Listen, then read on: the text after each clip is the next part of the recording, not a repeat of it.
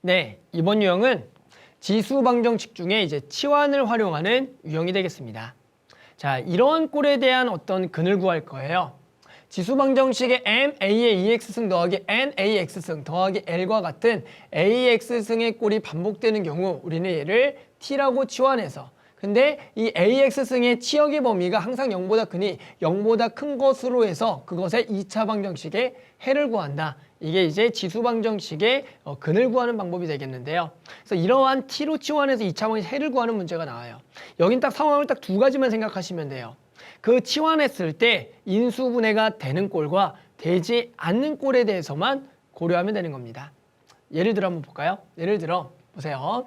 자, 2x승의 제곱 마이너스 3 곱하기 2x승 그리고 더하기 2는 0의 꼴에 대한 x의 근을 구하라는 만약에 문제가 있다면 얘는 우리가 그냥 x를 치환을 하는 겁니다. 그래서 x를 2x승을 치환하는 거죠. 그래서 2x승을 t라고 치환해라. 그럼 얘는 0보다 크다고요. 그럼 얘는 t제곱 마이너스 3t 더하기 2는 0이 되니까 얘가 1과 2 마마니까 우리는 t는 얼마다? 1과 2가 되겠고, 그럼 얘는 2x승이기 때문에 해당하는 x는 2의 0승이니까 0과 1이 돼서 x근은 이렇게 나온다. 간단하죠. 그래서 이런 식으로 이제 풀어주는 문제가 있고요. 또는 여기에서 요 숫자만 한번 바꿔봅시다. 됐죠? 그래서 선생님이 요 숫자를 예를 들어 뭘로 바꿔볼 거냐면은 그냥 1로 바꿔볼게요. 숫자 1로 바꿔봅시다.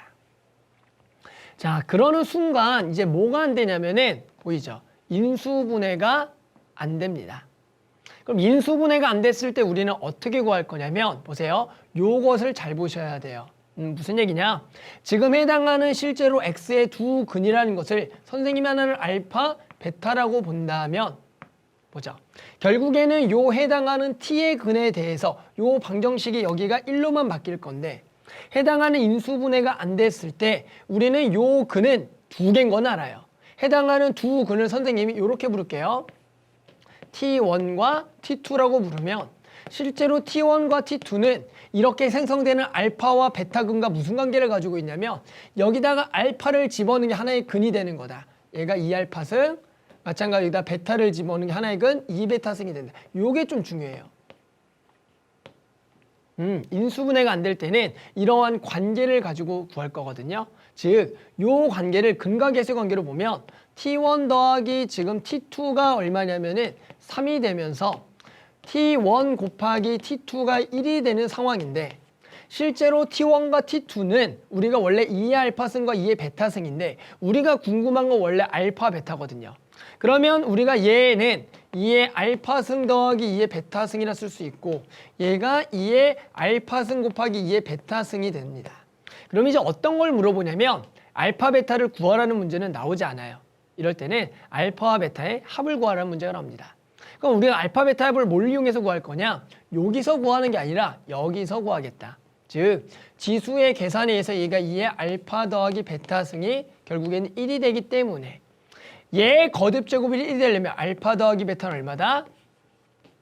0이 된다. 이렇게 구할 수가 있다고요. 보이세요?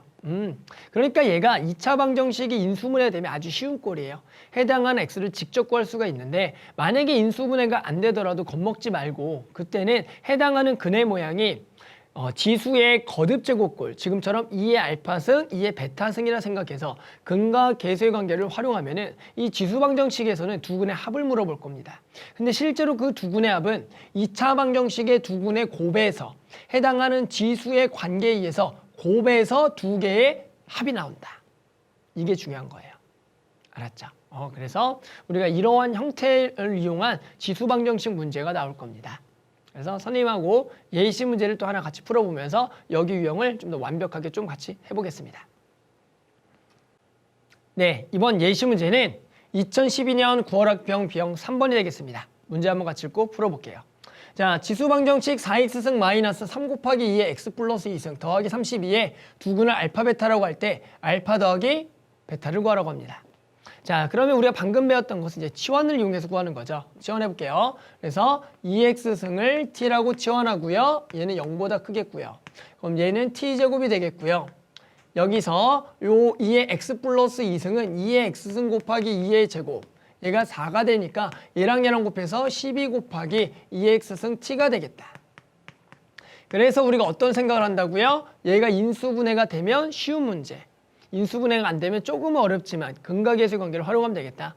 그럼 얘가 인수분해가 되는지 봤더니 8, 4, 마마.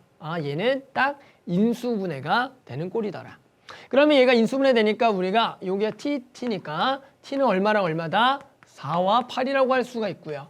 실제로 우리는 t의 근은 2의 x승이니까 2의 x승이 4가 되는, 즉 2의 제곱이 되는 거와 2의 세제곱이 되는 것을 구하면 되겠고, 해당하는 x는 2와 3이 나와서 두 군의 합 얼마가 되겠다? 5가 되겠다라고 구할 수가 있는 거죠. 맞죠? 하지만 우리가 그런 생각도 합시다. 인수분해가 만약에 안 됐다면. 인수분해가 안 되면 이렇게 구하면 돼요. 보세요. 여기에 두 근의 모양은 2의 알파승과 2의 베타승이니 2의 알파승 더하기 2의 베타승이 12일 거고, 2의 알파승 곱하기 2의 베타승이 32이기 때문에 알파 더하기 베타는 이 곱에서 나오니 2의 알파 더하기 베타가 32가 되니 곧바로 알파 더하기 베타가 얼마다?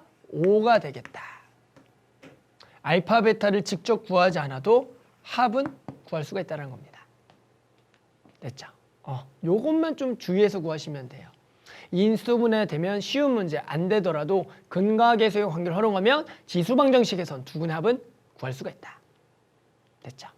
그래서 선생님과 같은 요 방법만 이용해도 나머지 유형 문제를 충분히 학생들이 이제 풀어줄 수가 있을 테니까 나머지 문제 그냥 꼼꼼하게만 풀어보면 충분히 요 유형 문제 정복은 어렵지 않게 할 수가 있을 겁니다.